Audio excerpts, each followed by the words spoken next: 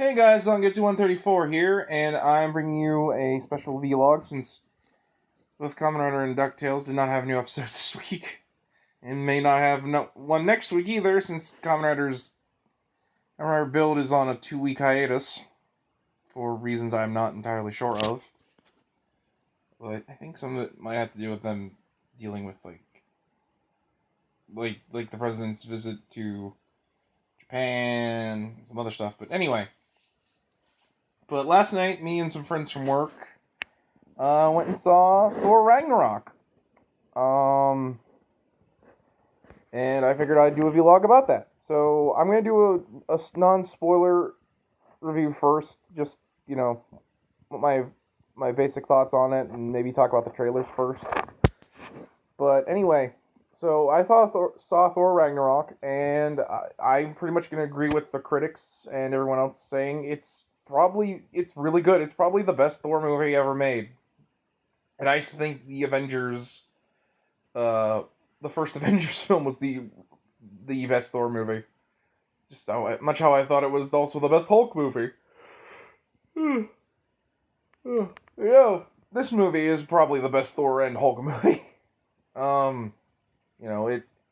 It finally sells on what makes Thor really good. Out of awesome fight scenes and really, really awesome visuals and stuff.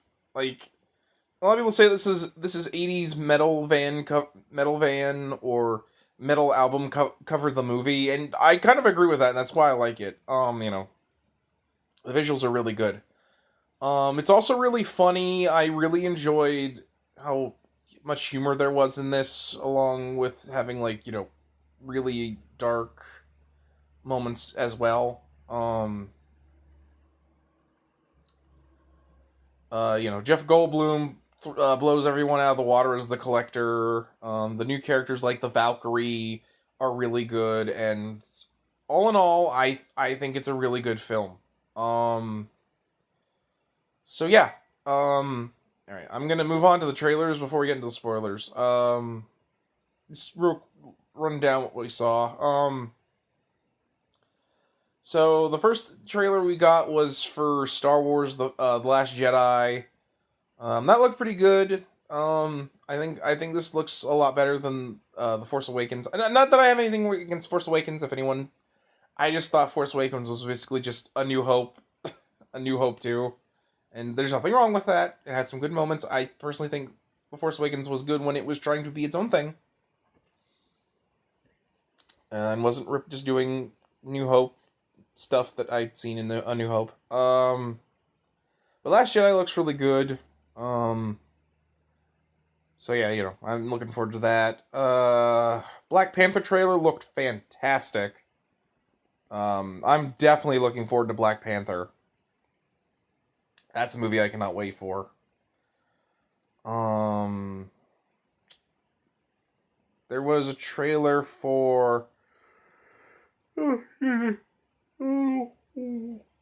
sorry. Just woke up. Sorry.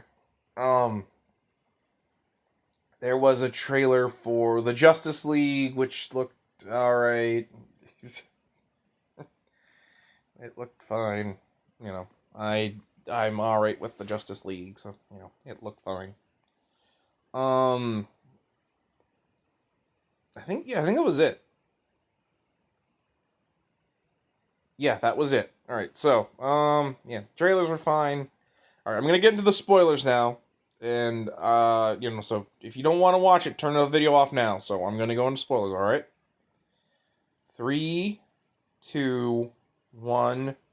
Time for spoilers. Alright, so this movie definitely basically takes place at where Thor 2 left off. I mean, granted, it does imply that there's been time between Thor 2 and Thor and this, because he talks about Avengers 2, Age of Ultron. Talks about how he went to space to look for Infinity Stones. The stuff in between. So, He doesn't bring up Civil War, obviously, because he wasn't in Civil War. He doesn't bring up Spider-Man Homecoming because he wasn't in Spider-Man Homecoming. Stuff like that. He basically, he basically does, like, this whole narration thing, but it's really funny because he's basically talking to, like, this dead skeleton. And that basically, he's trying to find the Infinity Stones, and then he comes across this demon creature, and the demon stuff at the beginning is just to reestablish who Thor is and what this movie's going to be like. Especially with Thor, because Thor basically is just going through the motions in this. That's one of the things I really like, is I feel like they want to point out that Thor is just going through the motions instead of, like, reacting to things and, being his own person, because... And I apologize, because I'm very shaky on Thor: The Dark World, because I watched it the day it came out and never watched it again, because it was okay. Like I said, my big problem with the first two Thor films is they're very much less about the awesome stuff that Thor and his worlds are like, and is more about Thor and Natalie Portman and human people. Yeah, I'm not a big fan of the first two Thor films. Well, I don't really like Thor 1, but Thor 2 has moments when it's good. But anyway, and so he gets back to Asgard, and he clearly sees what Loki has been doing since the events of Thor: The Dark World, as he's been posing as Odin, rather. And basically, he's turned it into a paradise for himself. He's not really looked after his people. Heimdall has went into hiding because he's ordered Heimdall's execution, because basically he doesn't want Thor to be able to come back. So, he had Heimdall on the run so that Heimdall can't open the Rainbow Bridge and let him come back. But he gets to come back anyways, thanks to the guy he sent to guard the Rainbow Bridge being a moron, and also, not realizing that Thor is not supposed to come back, because Loki doesn't want him to come back, but he can't tell anyone that because he's Odin.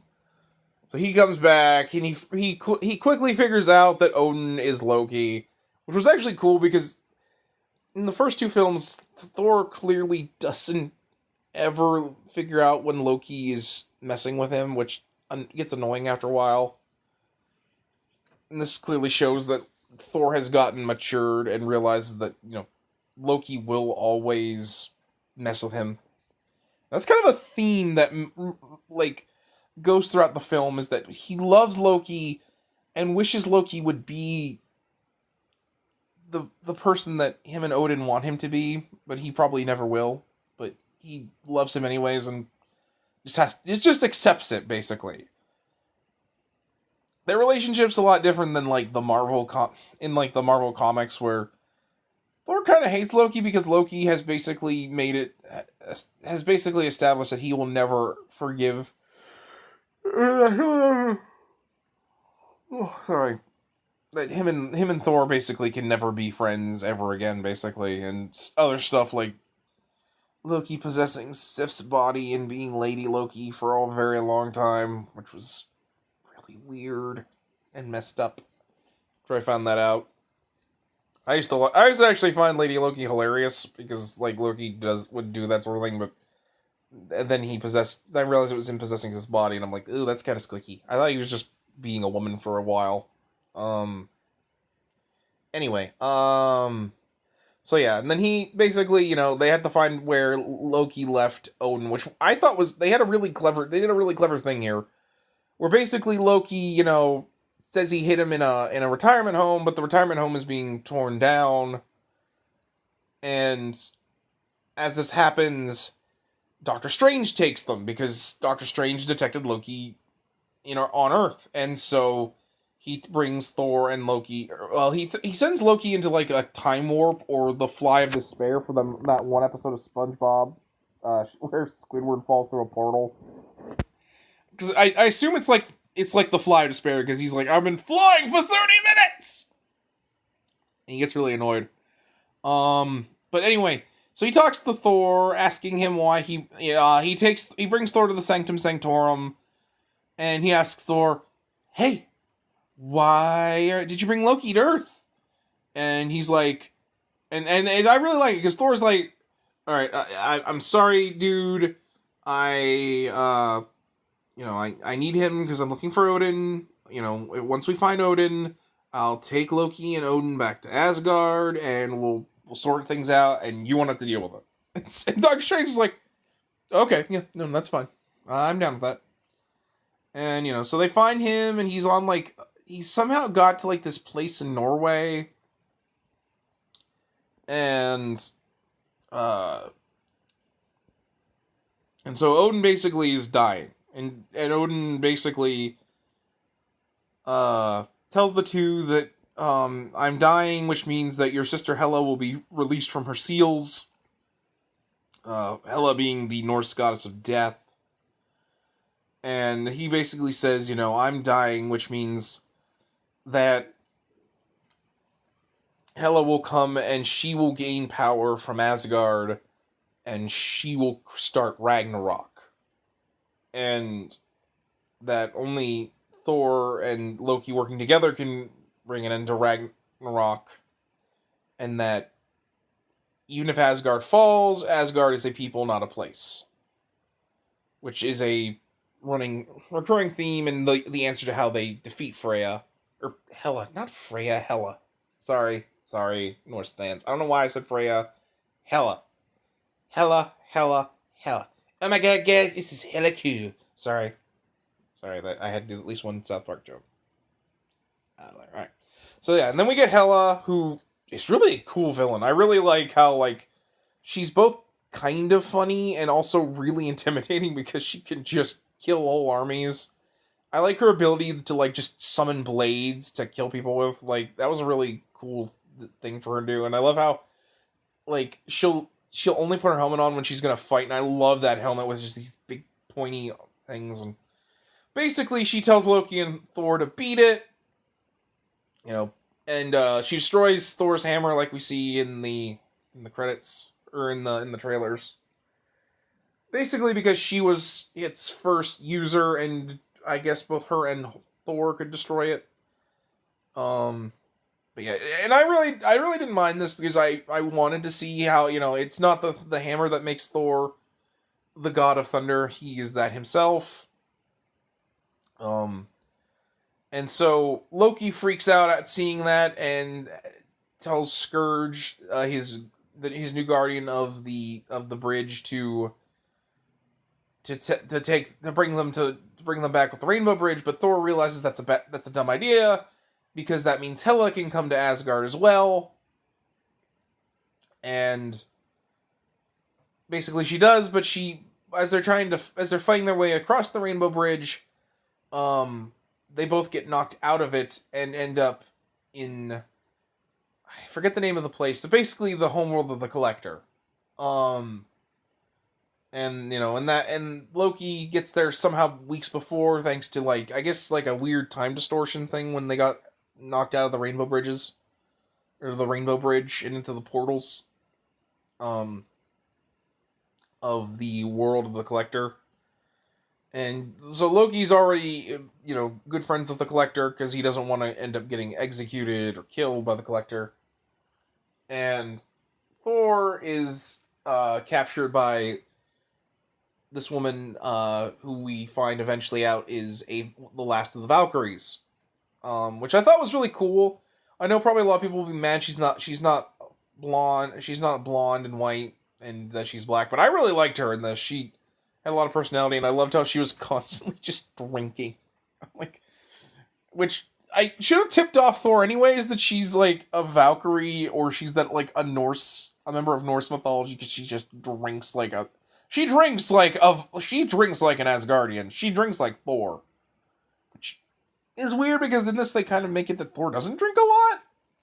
I'm like, but he does because he's Thor, god of thunder, and he's a Viking, and Vikings drink. They drink meat all the time. Like in Thor: The Dark World, it seemed like he drank a lot and banged women when he felt like it. He even says in this that I love women too much, which, yeah, you do, Thor. That's one of your bigger downfalls in the comics.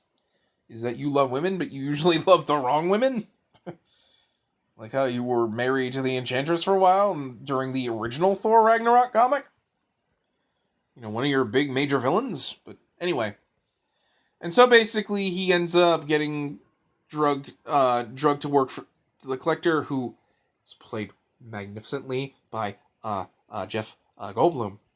And he is just really great. The Collector is probably the best villain in the Marvel pantheon because he is Jeff Goldblum. Jeff Goldblum, you know, and the key to a good Jeff Goldblum is to you always go and or but or but and here's an even more important part is to always emphasize the wrong words. And to occasionally whisper and be really quiet. Make it sound like you're saying something really important, but you're actually not saying anything important at all because you're Jeff Goldblum. And this is a really great way to do stuff for the trailer, which eventually gives you something that leads to chaos. Okay, sorry, but yeah, that's what Jeff Goldblum does to me. And I loved him in this movie. He was so great. He melts people, and he's like, and he just laughs, and he's just Jeff Goldbluming it. He never gets angry. He's just Jeff Goldblum. And so yeah, you know, he ends up having to fight his champion of champions in the Contest of Champions, who is the Hulk. Which we later find out when we find out how Thor got here via Quinjet in Avengers 2, Age of Ultron, that because he was the Hulk and not Banner, he couldn't pilot the plane, and ended up going through a wormhole that led him to the Contest of Champions. I think it's kind of implied to be that it's the Bermuda Triangle. That's why how he got here like that. But yeah, and I really like the fight with him and Thor. It's really good, and we see that because he's been the Hulk for 2 years since the events of Avengers 2.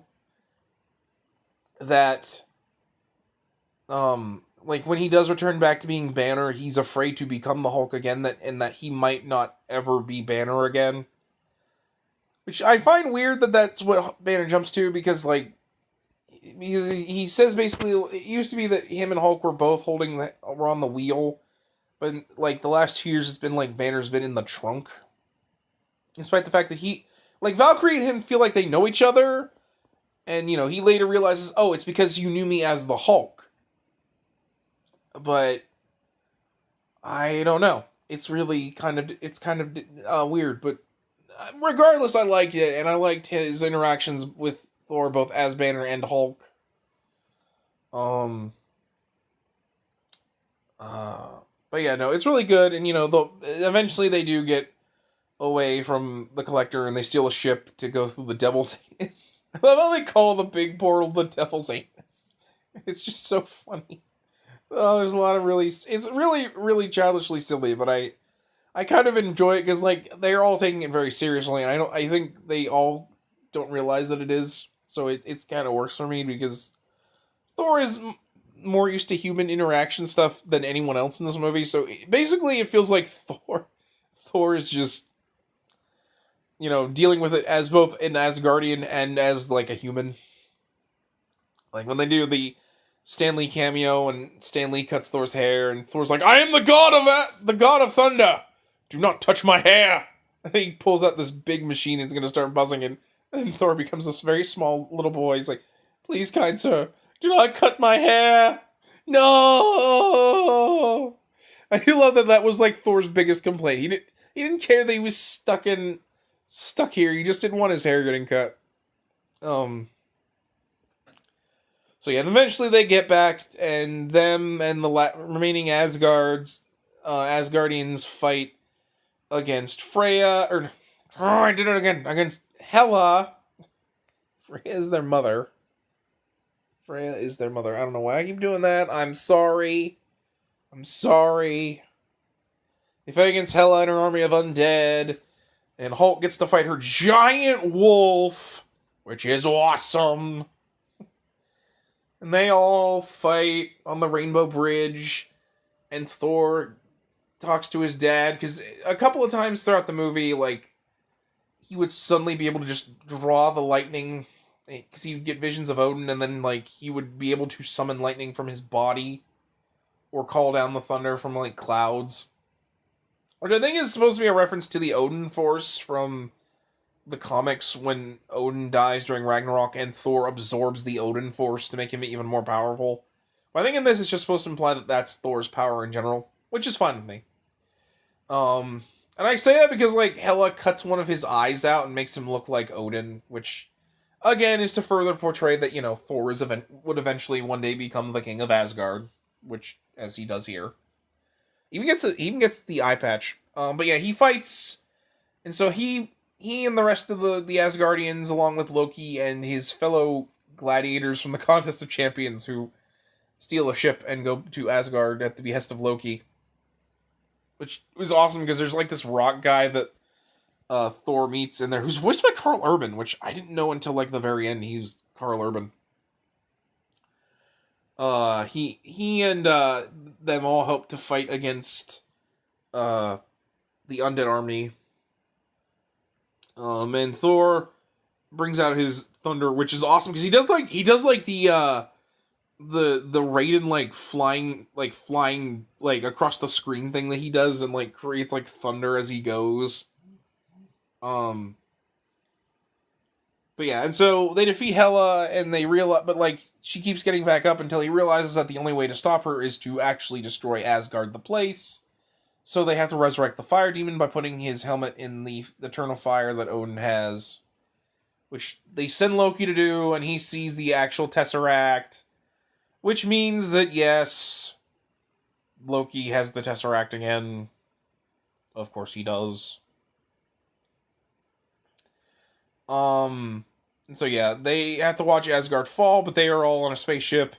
The Valkyrie returns as being the Valkyrie, which is actually cool, because they give her backstory that she's the last Valkyrie, and she only survived because the original comic Valkyrie sacrificed herself against Hela so that she could escape, which was actually really cool. I actually like that they worked in the original Valkyrie so that we could, at least see her. At least she got to do something, even if it was to die. But it was cool. It was a worthy sacrifice so that the really awesome Valkyrie could be in this. I do wonder where Sif was, because, like, we never see her, but we do see the Warriors 3 get annihilated. But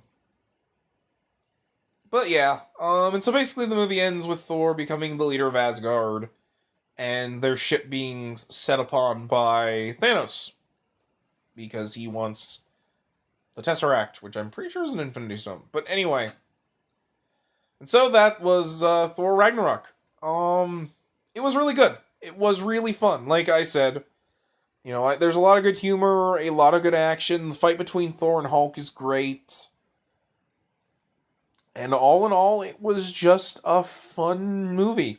My only real complaints, if there are any, is that it feels like there's some cuts that don't explain certain things, or, explain certain things not very well.